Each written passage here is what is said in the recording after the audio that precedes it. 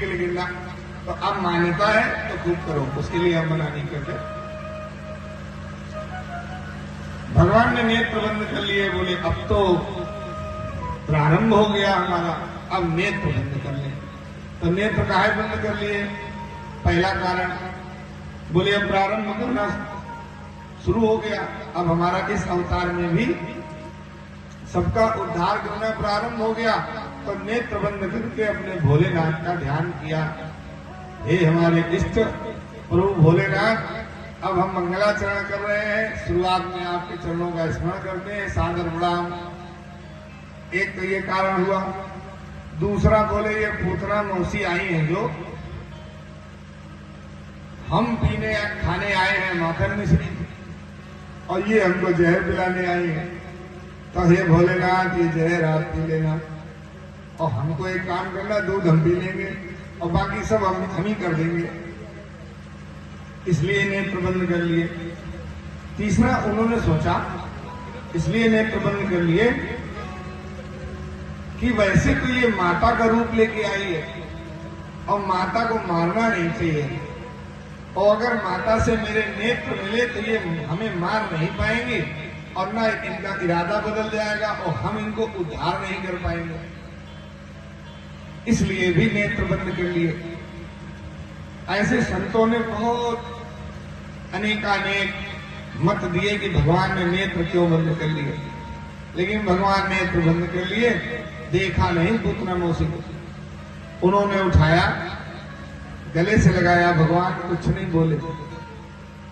उन्होंने जो स्तनपान कराना प्रारंभ किया और बड़ी प्रसन्नता से स्तनपान कराया। भगवान पीते भी गए। जब प्राण पीना शुरू किया तो उसने छोड़ छोड़ छोड़ शुरू किया करना। तस्मिन् स्तनम दुर्जय वीर्यमुल्बलम् घोरं प्रमादाय शिशो दबावत् दाढं कराभ्यां भगवान् प्रपीड्य तत् प्राणैः समं रोषसमन्वितोऽन्तिवत्। भगवान ने प्राणों को पीना प्रारंभ कर दिया तो जब कहने लगी छोड़ छोड़, ये कैसा बालक है, छोड़ो। अब जब प्राण निकलने ही वाले होने लगे तो वो दौड़ पड़ी और अपने असली रूप में आ गई। महात्मा कहते हैं 6 कोस में उसकी बॉडी गिरी, इतने सब पेड़ तोड़ डाले, पर्यावरण का भारी नुकसान किया। अब जब इतना नुकसान, इधर नंद बाबा ने देखा कि गोकुल से कुछ लोग दौड़ते हुए आ रहे हैं, ज्यादा दूर का रास्ता था नहीं। उन्होंने बोला क्या हो गया? देखा मध्य में पूतना पड़ी है और भगवान कृष्ण छाती पर बैठे स्तनपान कर रहे। नंद बाबा की बहन उन्हें उठा के ले गई यशोदा मैया के पास। यशोदा मैया ने उनको पहले गाय की पूंछ से झारा, गोमूत्रेण स्नापयित्वा पुनः गोरसार्भकं रक्षां चक्रुश्च शक्ता द्वादशांगे सुनामभि। अपने बच्चों को गाय से सुंघा देना चाहिए और पूंछ से झाड़ा लगा देना चाहिए, इतना कर देना चाहिए। इतने यशोदा मैया ने किया। अब जब भगवान वहां इतना कर चुके, इधर वसुदेव जी बिल्कुल समीप आ गए। पूरी कहानी बताई बालकों ने। अरे बाबा वो तो बहुत सुंदर थी, अब बैगनी पहाड़ ऐसी विशाल हो गई और धम्म से काना उल्टी गिरी और सीधे मर गई। वो तो पत्थर लग गया पैर में, वो तो दौड़ती जा रही थी कन्हैया को लिए। अब बच्चों का अपना बताने का तरीका। नंद बाबा ने कहा तो इसका क्या करो, अमृत तो गई है, अब उठा सकते नहीं, बहुत भारी शरीर है। बोले जितने पेड़ इसने तोड़े हैं ये सब पेड़ इसके ऊपर डालो और आग लगा दो। लेकिन एक अच्छी बात, मरणोपरांत मृत शरीर से दुर्गंध निकलती है। जब मांस जलता है तो दुर्गंध आती है, लेकिन इसके में चंदन जैसी खुशबू। अब सारे ब्रजवासी बड़े विस्मित हुए कि ये सुगंध कहां से आ रही। परीक्षित ने पूछा, गुरुदेव बताओ सुगंध कहां से आई।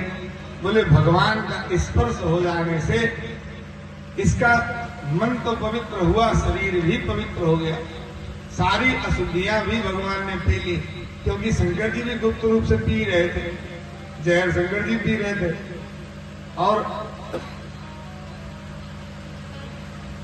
भगवान प्राण पी रहे थे उद्धार करने के निमित्त।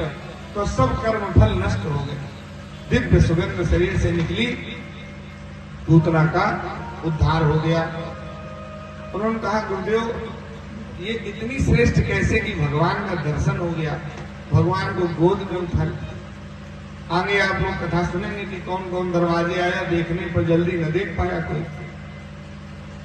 आज बताया कि राजा बलि की कन्या रत्नमाला उसी यज्ञशाला में बलि के पास खड़ी थी कि कितना प्यारा बालक है, प्रभु की कृपा होती ऐसा मेरा बालक होता। लेकिन जब उनके पिता को भगवान ने बांध लिया तो उसने प्रतिज्ञा करी, बालक तो मेरा है लेकिन मैं इसे मार डालती। मेरा बालक अगर ऐसा करता तो मैं इसे मार डालती, मेरे ही पिता को बांधे। तो दोनों उनकी प्रतिज्ञाएं रत्नमाला की भगवान ने पूर्ण करी और पूतना का उद्धार हो गया। अब ये तो क्या है, ये हो गई कथा, पूतना मर गई। अब हमारे और आपके भीतर पूतना क्या है, इसी शरीर में। पूतना का नाम है दुराशा। और दुराशा कैसे खत्म होगी? हम सब लोग एक दूसरे से क्या रखते हैं, आशा नहीं रखते, दुराशा रखते हैं। हमारे घर में चोर आएंगे, ये दुराशा है।